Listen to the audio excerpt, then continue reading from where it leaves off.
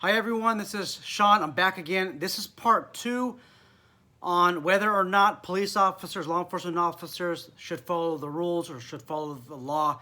I made a video previously. I'll leave a link in the description below. That was part 1, and I described what my opinion on that is. In this part, which is part 2, I'm going to talk about what you should do or what can you do, what options can you consider if a police officer or law enforcement officer is entering your facility or about to enter your facility and they don't wear a mask and there's a mask mandate or the rules of your property require anybody, regardless of who they are, to wear a mask. Let's talk about that.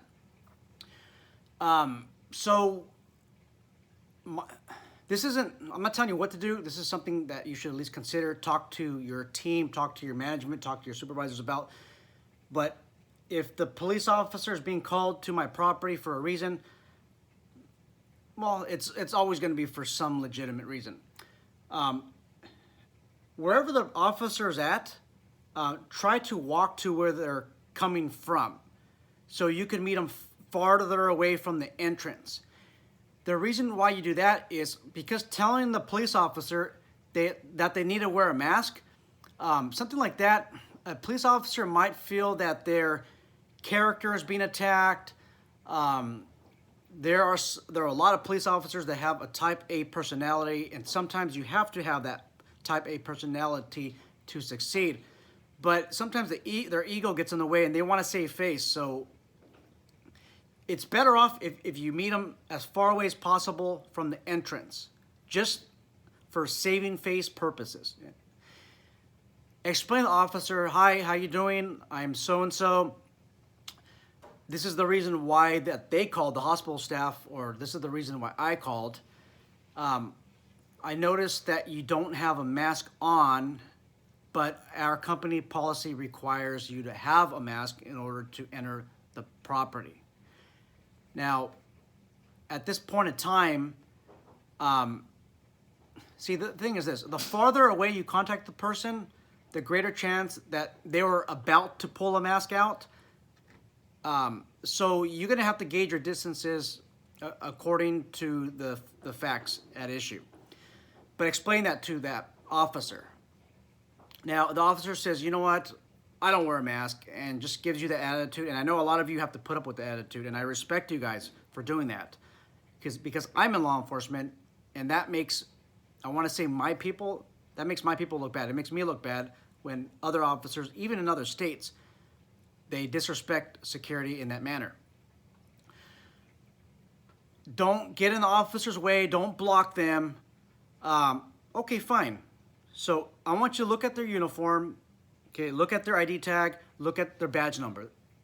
Okay, that's how to identify them. Name tag, badge number. Okay, and just make a mental note. Let them do whatever that they have to do. Don't go over there making a scene. Tell them that they need to leave. Kick rocks.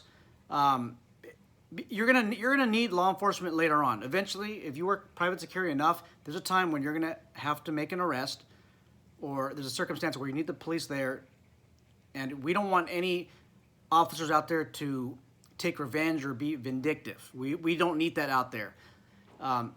There's a slight chance that they might do that. That's not how I roll, but that's always that possibility. So tell them one time. That's it. Okay. And then document it. If you are in a leadership position, you need to hear your workers. What are they saying? If one of your security officers tells you that a police officer was about to enter the property or entered the property without the mask and they refuse to do so, well, document everything, okay? And do something with that information. Don't let it just sit in your pocket. What I want you to do is contact your supervisor, contact your boss. If your boss or supervisor does absolutely nothing, get another job with another employer. This employer does not deserve you. So if you're management, you're the top person, don't contact the on-duty watch commander, on-duty sergeant, on-duty supervisor. No, you don't have to follow the chain of command. You go directly to the chief of police or the sheriff or the director of public safety, whatever state you're in. You go to the top person. If the phone call rings, I'm sorry, you call and you get a captain, no, you don't want to talk to a captain. You want to talk to the sheriff. A deputy sheriff, not deputy sheriff, a undersheriff answers the phone. I don't want to talk to undersheriff. I want to talk to the sheriff. A lieutenant answers the phone. I don't want to talk to lieutenant. I want to talk to the chief of police, and I'm willing to make an appointment. And you can address the concern briefly. I want to talk to this person because the police officer was not able to show respect in the community. I have a problem with his behavior. He is unbecoming an officer, in my opinion, and I want to speak to the sheriff or the chief before this goes any further. I'm not encouraging you to file a written complaint. All I'm asking you to do is have a call or make a phone call or have a sit down with either the sheriff or the chief of police or the director of police, whoever is in charge of that law enforcement organization. And we need to explain what the concern is. You have to take it all the way up there for something so simple, because you're sending a message that you're not going to tolerate any of this. They need to follow the rules as well. Now, obviously, it's an emergency. They're going to come in there without a mask. Okay?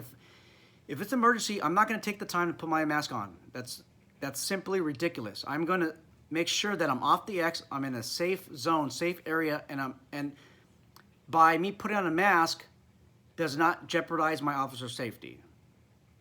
Okay? And that's the way it works. Don't block this officer from coming in. Don't have an argument. Just tell him one time. If you have a recorder or other witnesses, that's fine. Now, one last thing I want to discuss. Before you contact the top executive, the top law enforcement executive, you need to contact the management first or the client first and ask, what should I do if a police officer enters a property, we call them, and they don't wear a mask, and they still refuse to wear a mask? What do you want me to do? What is the procedure? And what I want you to do is get the response in writing, either through a letter, a memorandum, or even through email. Okay, text message, you can try that. That's just less preferred. Go the email route. Email route or written letter route. Use one of those tools. Because when it backfires, it's going to fall back on the client or the person in charge of the business. Okay? Because I guarantee you that if the officer doesn't put on the mask and then this becomes a big, huge deal, the clients have been known to not back you up. They've been known to say, oh, I didn't say that. No, I didn't tell security to tell the officers that they need to wear their mask. I didn't say that. Because if the incident happens and there's a refusal to let them inside and then something bad happens that will activate a civil litigation or even criminal litigation, well, the client's going to say, no, I didn't say that. That's why you get the letter, you get the email. Questions, concerns, let me know, you guys. Let's have an open discussion about this. Let me know if you have any problems with any law enforcement officers not following the rules. Take care.